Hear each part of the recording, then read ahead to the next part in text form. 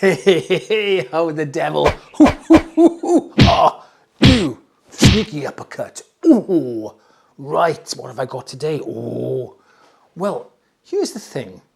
Now, I love listening to music, but I'm also fascinated by music formats and music media, whether it be tapes, CDs, DVD audio, Blu-ray audio, LPs, records, anything.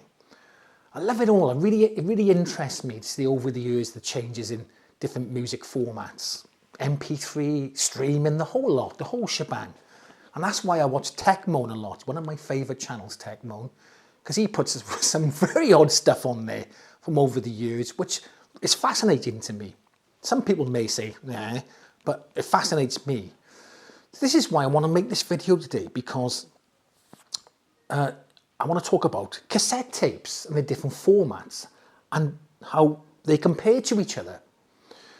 Because cassettes came out in about, I think they were released in about 62, 63 by Philips, and they did really well, and they came up with a normal bias tape, type 1.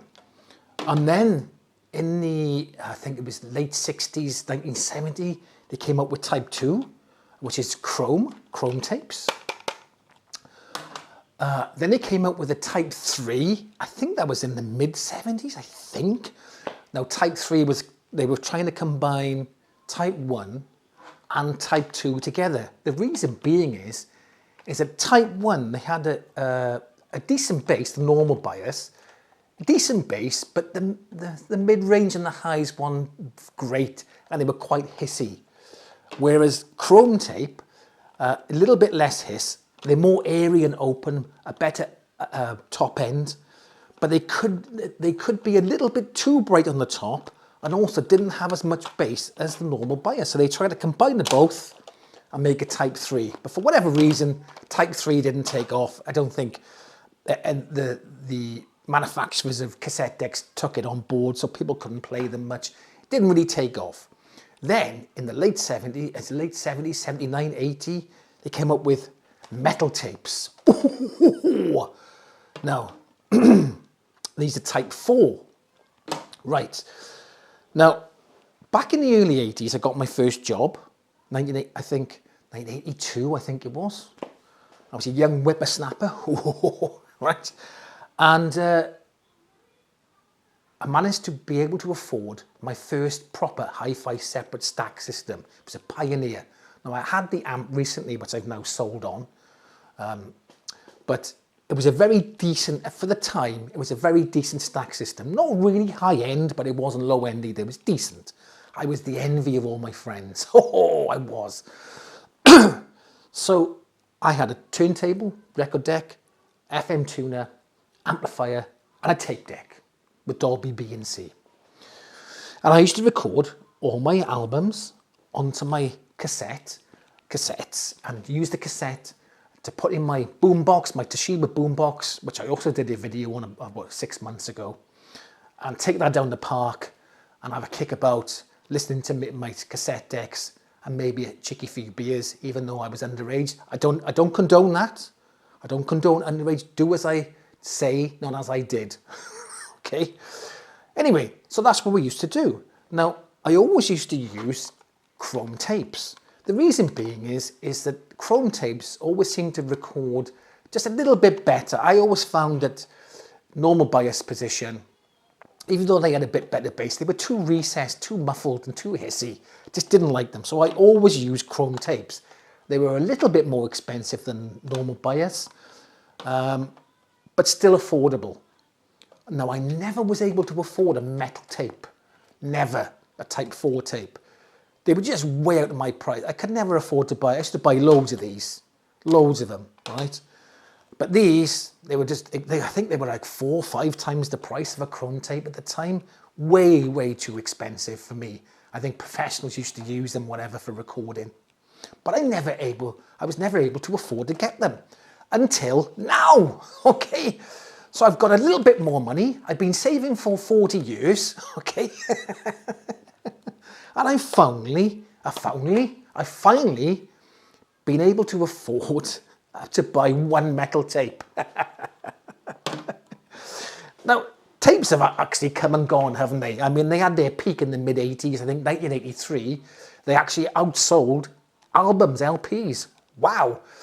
They had a good run for about 30 years, 35 years until the 90s. And they tapered off then because what came along? CDs came along, didn't they? And I was like, oh, compact cassette, bye-bye, bye, bye-bye, bye, bye, bye, bye-bye, bye, bye, bye, bye, bye. They were gone, faded out in the 90s. Now I've got this Marantz cassette deck from the mid to late 90s. It's still got a very decent record head and tape head. Nowadays, some of these are coming out now, and I think there's only one manufacturer of these tape heads, and they're not particularly great. Okay, they're not great. I think you're better off buying a refurbished or in good condition cassette deck from the 90s, like this one. It's got Dolby B, Dolby C, Dolby S. It's got a bias. It's got everything on it you want. It's all electronic. Okay, no push buttons, anything like that. It's a great little machine. So what I wanted to do today is record something on each one of these, same song, and compare them all to see which one sounds the best. Now, I'm pretty much guessing that the metal tape's going to sound the best, but I'm just interested to know how much of a difference, if I was able to afford a metal tape, how much better it would have been than a chrome tape. So I'm going to do 3 recordings of all these, same song, and then do a comparison between all 3 and the original recording. Now I can't wait to do this. So I don't know if you're as excited as me, but I'm like excited. I just kicked my foot on the chair. Ouch. Let's go for the pain barrier. Warrior. Anyway, I've been blabbing on a bit long now. So without further ado, let's get recording on these and see how they sound.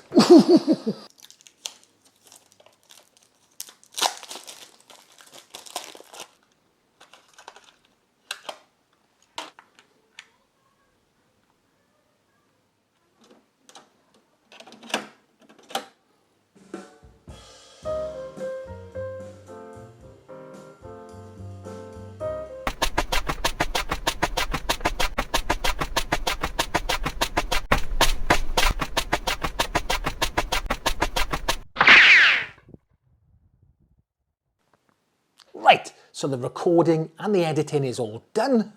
You can see it's starting to get dark now. I've been at it for so long. What I did, I recorded these all using Dolby S noise reduction. I didn't mess with the bias on the tape deck. I thought I'd leave it right in the center to make it fair right across the board. Once it was done, I then recorded them from here using an audio capture device onto my laptop using Audacity, and saved them then as a WAV file, CD quality WAV file, so you get the best recording possible. Now, I didn't save it at a higher bit rate. There's no point. It's tape. There's no point saving it higher than CD quality, really. Anyway, without me blabbing on too much further, have a listen to this.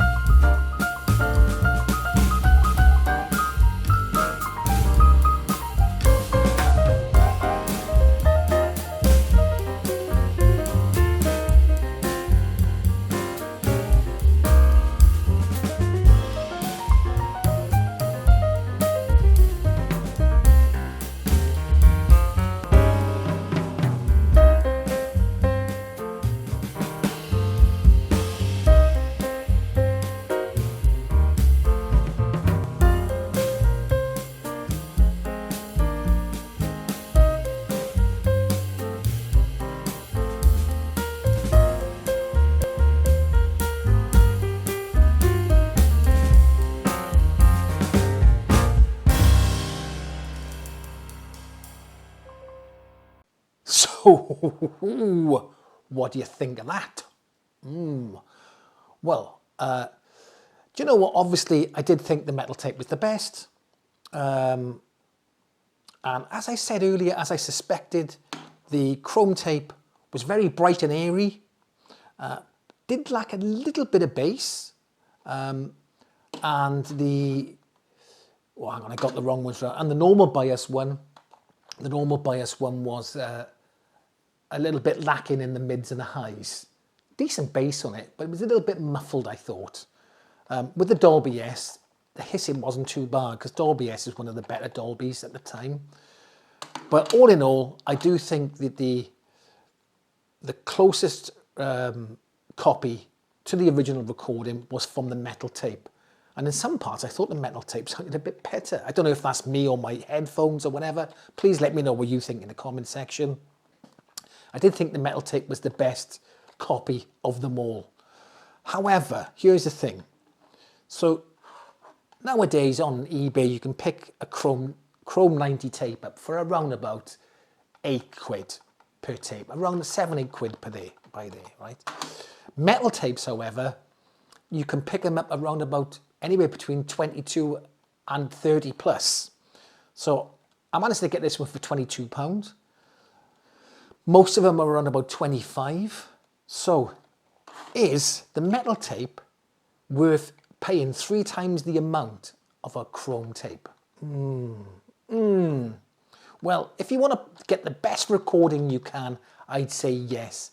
For most people, if it was like years ago, if he was just using it in your car and a tape deck, then maybe not.